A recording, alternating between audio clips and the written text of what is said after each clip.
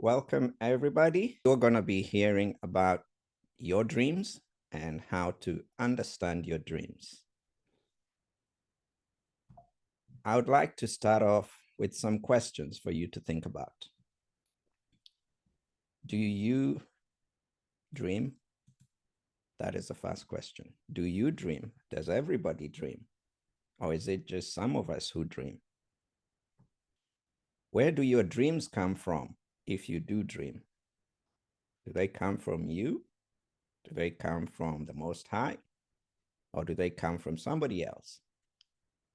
What is the source of all that content that we experience when we have a dream? All those images, all those sounds, all those things that we see. Where do they come from?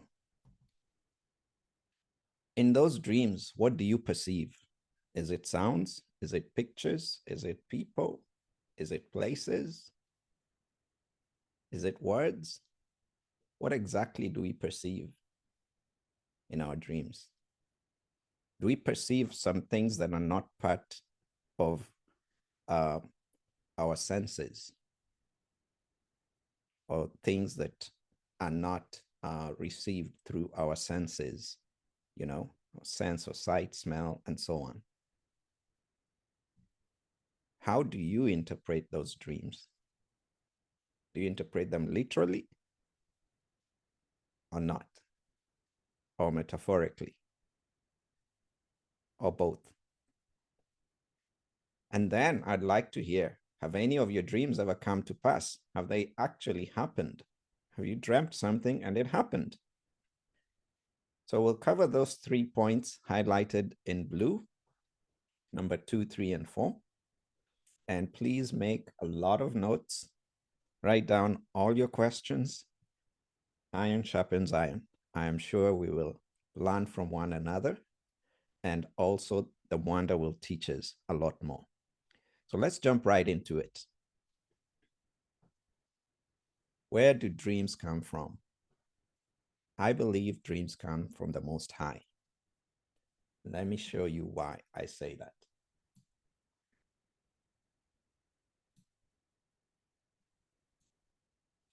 In Job chapter 33, it says, "For the Most High speaks once, yes, twice. Yet man perceives it not. In a dream." So the Most High speaks in a dream. He also speaks in a vision of the night. This is when you're sleeping, when deep sleep has fallen upon men and slumberings upon the bed. So dreams do come from the Most High. Here, Job writes and says, "Then you," he's referring to the Most High, "then you scared me with dreams, or you scared me with dreams and terrified me through visions." You can read the rest of chapter 7. You'll see he was talking about the Most High.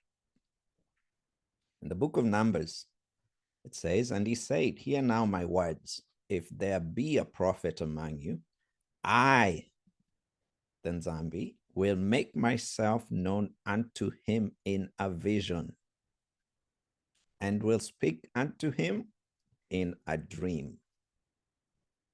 Okay? Now, I'm sure some people will be wondering, what is a dream and what is a vision?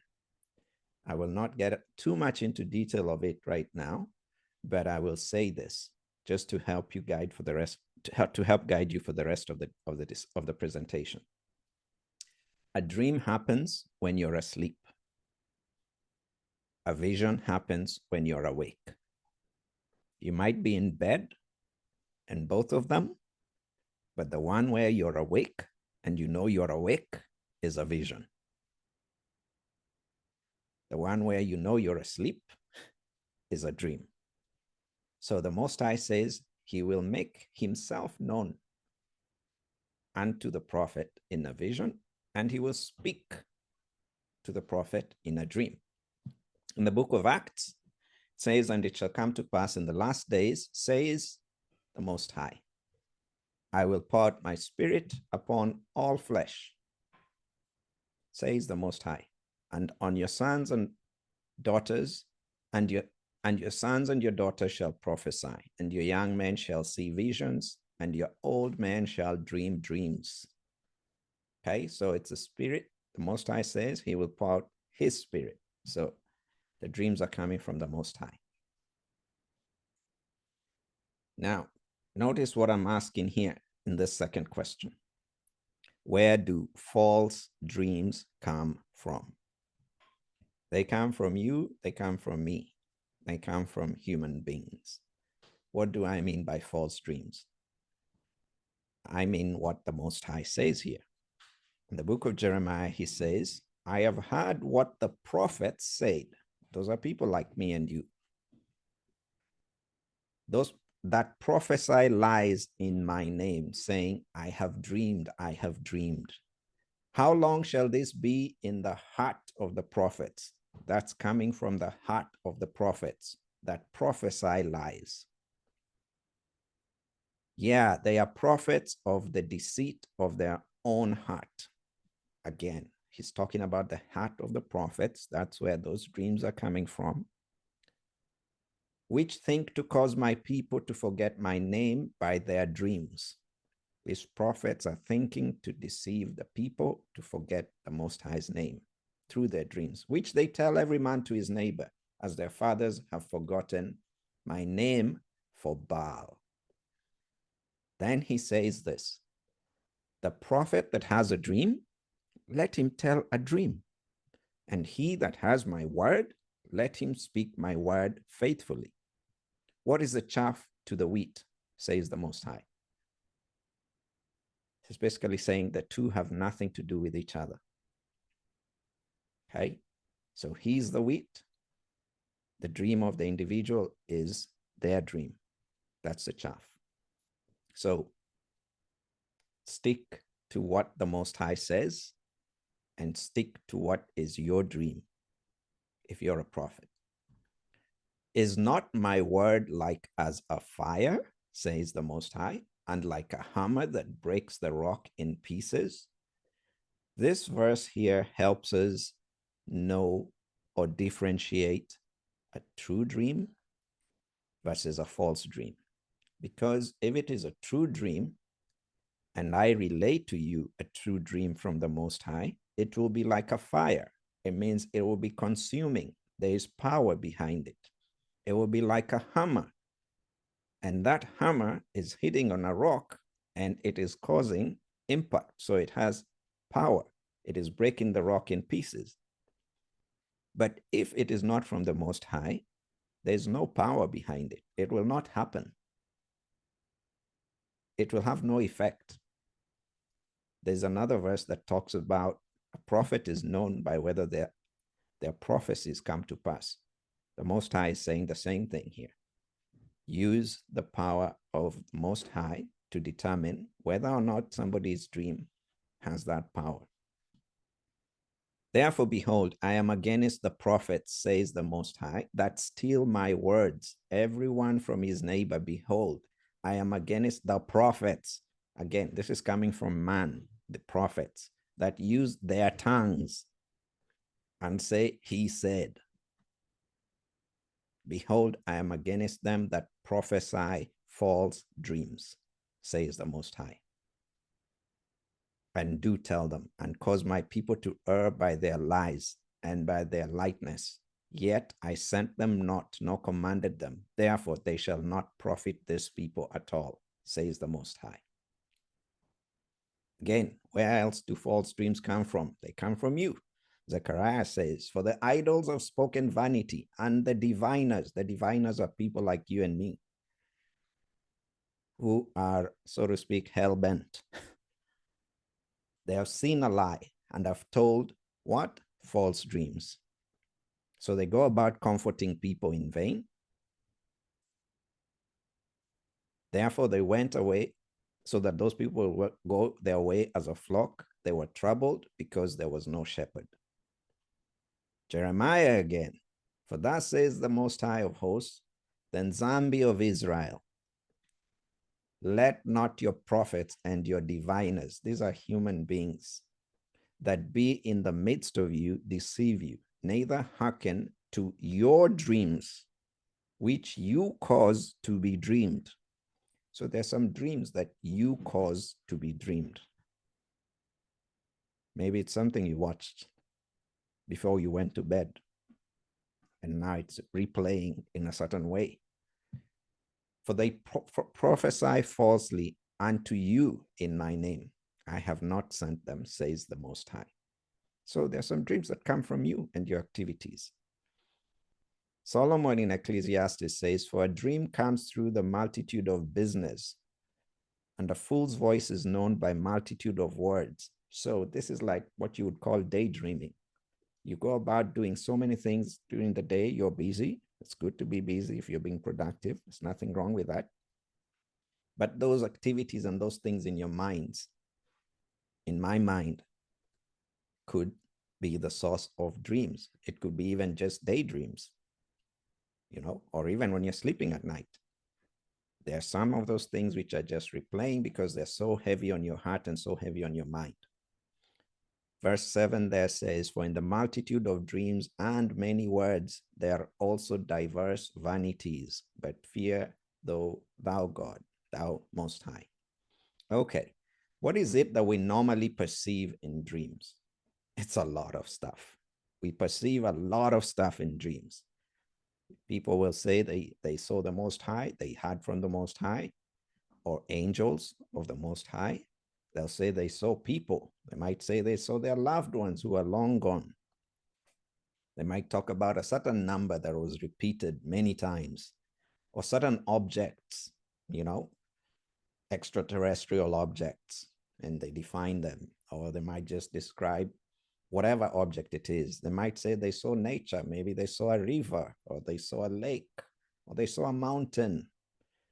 They might talk about sounds, words, actions that they did, how they felt, animals they saw, colors. That's an interesting one. Colors. Yeah. There's some colors that I've never seen anywhere else but in dreams.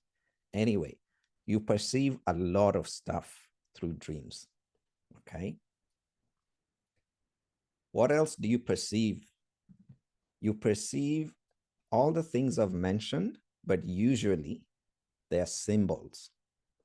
And this is going to be helpful in interpreting our dreams. Think of those things that I've just discussed or I've just presented. Think of them as symbols from now going forward. And we'll see examples of how these are symbols. Genesis chapter 37. This is Joseph talking. He's relating one of his dreams.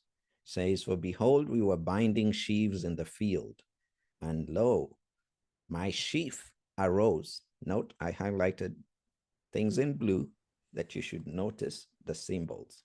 My sheaf arose and also stood upright. That's symbolic. And behold, your sheaves, he's talking to his brothers, stood round about. Okay, they did not stand like his sheaf, which stood upright. They stood round about and made obeisance to my sheaf. No, you probably didn't sound it good because all of a sudden I started opening. I said, oh yeah. Sister Shelley, please mute. I'm All right. I'm sorry. Thank you. All right. So, and his brethren said to him, shall you indeed reign over us? Or shall you indeed have dominion over us? And they hated him yet the more for his dreams and for his words. Okay. So how did the brothers determine that he's reigning over them? Because of the obeisance that they made, that the chiefs made. That's a symbolism. Okay. The dominion is that obeisance. Those are symbols from Joseph's dream. Then he relates another dream. And he dreamed yet another dream and told his brothers. Man, they must have been fed up of his dreams. And said, behold, I have dreamed a dream more, and behold, the sun and the moon and the 11 stars. You see numbers there? See those heavenly bodies, the sun and the moon and the stars, made obeisance, same action, to me. And then he told it to his father. He told this dream to his father and to his brothers. And his father rebuked him. Why did his father rebuke him? It says here, his father said to him, "What is this dream that you have dreamed? Shall I and your mother and your brothers indeed come to bow down ourselves to the earth?" So Jacob, who is Joseph's father, took the sun as a symbol of himself as the father, the moon as a symbol of his wife, Joseph's mother, and the brethren are the stars. Joseph's brothers are the stars. So that's a symbol. Those are the symbols that the father has interpreted as being in Joseph. And then they're bowing or making obeisance to Joseph. So he says to bow down ourselves to you. So pay a lot of attention to the symbols in your dreams. Pay a lot of attention to the symbols in your dreams. And they're usually going to be symbols or things that have symbolic meaning in your life. You see here, 11 stars. That might not mean anything to me and you because you may not have 11 siblings. But it was relevant to Joseph because he had 11 siblings. There were 12 brothers, right? Or 12 sons of Jacob. What else do you perceive or do you hear? You hear words in dreams. This is very, very important. If you recall the scripture that I read before in Job, it says, the Most High speaks. Yes, once, yet twice, speaks. In the book of Matthew, chapter 1, this is where an angel appears unto Joseph. Joseph, the husband to Mary, the mother of Yeshua or Isaiah. But while he thought on these things, this is Joseph, behold, the angel of the Most High appeared unto him in a dream, saying, the words in green are actually the words that the angel said. And you can read them there and not read all of them. But Joseph is asleep. He's having a dream, but he must have remembered these words to have relayed them to Matthew, who, or somebody else, who eventually wrote the book of Matthew. So he remembered those words that were spoken. Pay attention to the words you hear in a dream.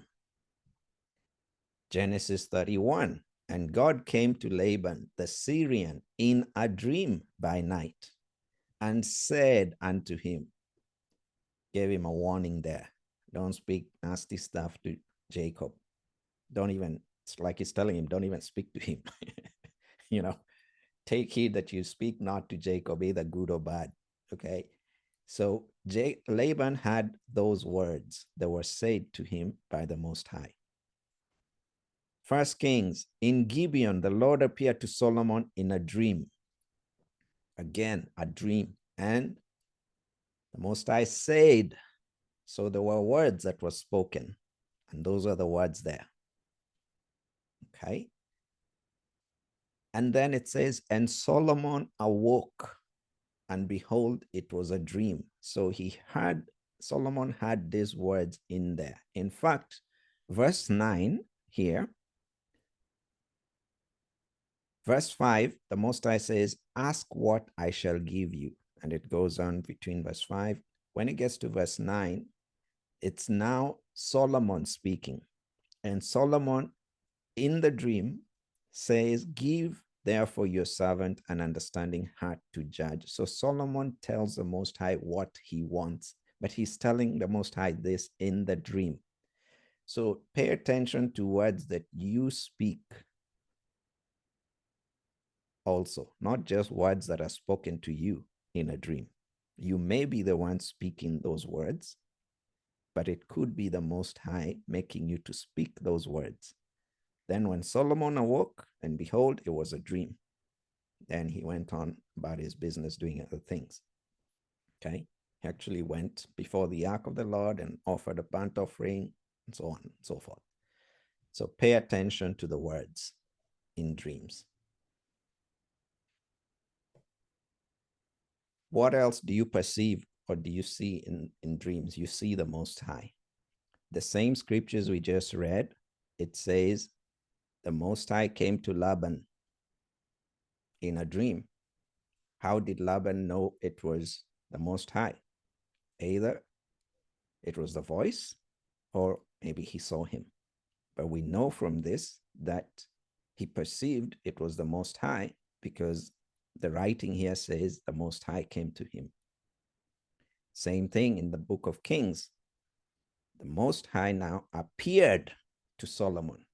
So he did see, Solomon saw the Most High in the dream because the Most High appeared.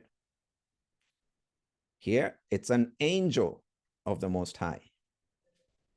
It's not the Most High, but it's an angel of the Most High. So that angel has been sent by the Most High. You can see angels in your dreams. Here, this is Joseph being warned. Joseph, husband to Mary, parents of Isaiah. There says, and being warned of the Most High in a dream. Doesn't tell us whether he was warned with pictures or images or with words, but he was warned in a dream, right? And he was warned of the Most High. So he perceived that it was the Most High who was warning him. Whether it was with words or images, we're not clear, but it was the Most High who gave him the warning. Now, let's talk about the meat of this topic. How do you interpret the dreams? I said you interpret the dreams with the Most High or through the Most High. Whether you think of it as the Most High or the Holy Spirit, the Wonder, I think of it as the same entity. Yes, it's the Most High's ability or power that gives you the interpretation. Genesis, this is Joseph when he's speaking to the baker and the cupbearer in Pharaoh's palace. And they said unto him, these are the baker and the cupbearer, we have dreamed a dream, and there is no interpreter of it. And Joseph said unto them, do not interpretations belong to the Most High? Tell me the dreams, I pray you. And they told him the dreams. Then he interpreted for them. Here in these other two verses in Genesis chapter 41, this is when Pharaoh has had a dream. He's actually had two dreams. One that involved cows, a thin cow eating a fat cow, and another one that involved stalks, or I think of corn or something like that. Some were very nice looking and some were not so nice looking. But anyway, Joseph said unto Pharaoh, the dream of Pharaoh is one. Those two dreams you had, Pharaoh, they have the same message. It's one dream, it's one message, though it's two dreams. The Most High has showed Pharaoh what he's about to do. So Pharaoh doesn't understand the dream or the message, but Pharaoh is going to get the interpretation through Joseph. And Joseph is acknowledging that the Most High is the one who is showing Joseph the message that he's going to give to Pharaoh. So he says the Most High has shown Pharaoh what he's about to do. Of course, he goes ahead and gives him the interpretation. 7 years of plenty and 7 years of drought. They got to prepare for that. Then here, pay attention to what it says. And for that, the dream was doubled. Remember I told you Pharaoh had two dreams? Not only were those doubled, but it was doubled unto Pharaoh twice. Right? What does this mean? If you're having a dream, the same theme, the same message, it's because that thing is established by God. and the Most High will bring that issue to pass. It will happen. Sometimes it's not good stuff, but if you're having it recurringly, it's because it will happen. What you're being told is to prepare for it. Okay? So recurrence of dreams is an indication that that thing has been established by the Most High, and it will come to pass. Now, here is Saul, and he is inquiring of the Most High about something. You can read chapter 28 to find out what it was about. But the Most High did not answer him. The Most High did not answer him by dreams or by Urim or by prophets. So this tells us that the Most High can answer your questions through dreams. Of course, he can also answer them through Urim and through prophets.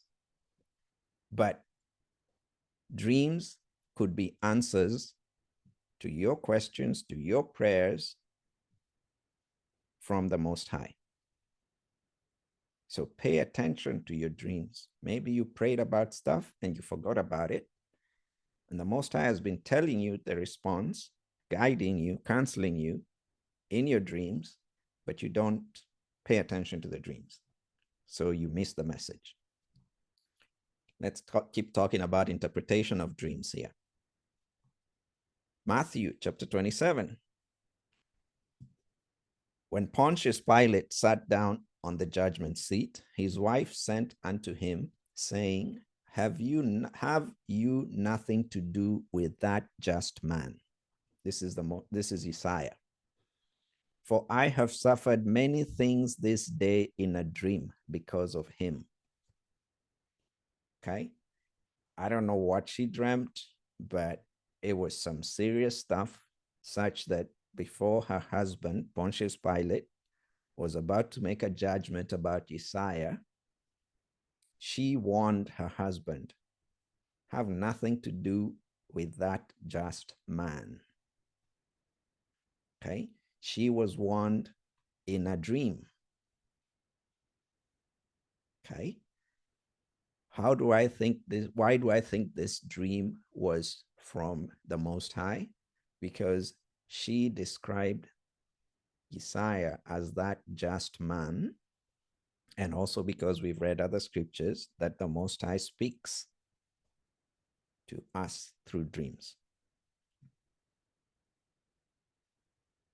This is Daniel. Ooh, Daniel is like my favorite guy in the Bible when it comes to dreams. Okay, this verse here says, as for these 4 children, God gave them knowledge and skill in all learning and wisdom. And Daniel had understanding in all visions and dreams. Okay, this explains why Daniel was able to interpret several visions and several dreams during the episodes we read about in the scriptures. In the first year of Belshazzar, king of Babylon, Daniel had a dream and visions of his head upon his bed. Then he wrote the dream and told the sum of the matters. The big takeaway here is if you want to interpret your dreams accurately, you've got to have them documented. Just like Daniel, who I consider an expert dream interpreter, Daniel wrote the dream. It's right there. He wrote the dream down. So keep a journal next to your bed. And as soon as you wake up after that dream, even if it's in the middle of the night, just step away, go write down that dream while you still remember most of it. Then you can pray about it later on and wait for the interpretation. If you don't write it down, you're most likely going to forget most of it. Write it down. In another chapter of Daniel, this is the dream, and we will tell the interpretation thereof before the king. This is the dream where Nebuchadnezzar, I believe it was, had seen a statue that had different types of, let me call it materials. Some parts of it were gold, some parts of it were made of iron and clay and so forth. And in this one, it says, and whereas you saw iron mixed with miry clay, they shall mingle themselves with the seed of men, but they shall not cleave one to another, even as iron is not mixed with clay. Okay. So look at the symbolism here and look at how Daniel, who has understanding in all visions and dreams, of course, from the Most High, he interprets this.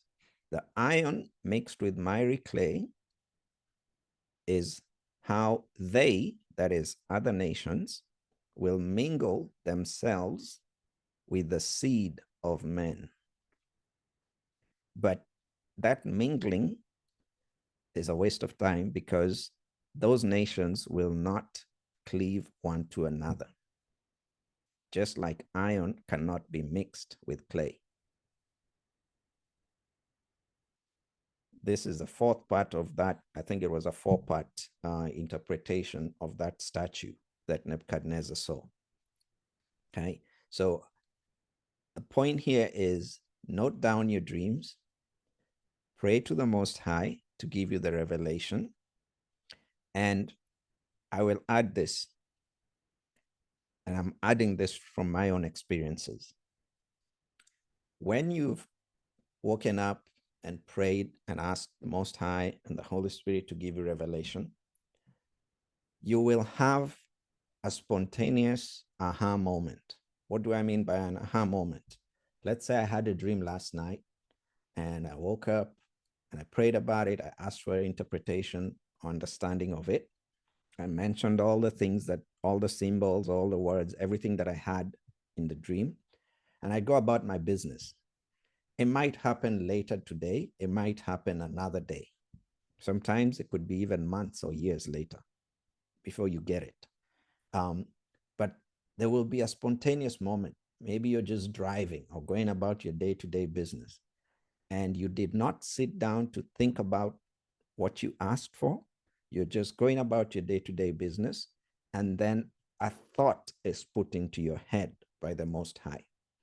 And it just specifically reveals to you, this symbol means this, or these words you had mean this, or this person you saw, this is why you saw them.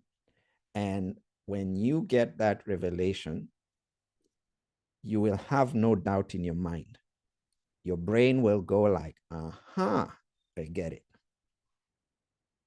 Or you just get a recognition in another. Maybe it's not the exact same sound that you play or words that you say in your mind, but you will know that is it. That is what I call the aha moment. I will tell you this also from experience. When you first pray, your mind will try and give you the interpretation.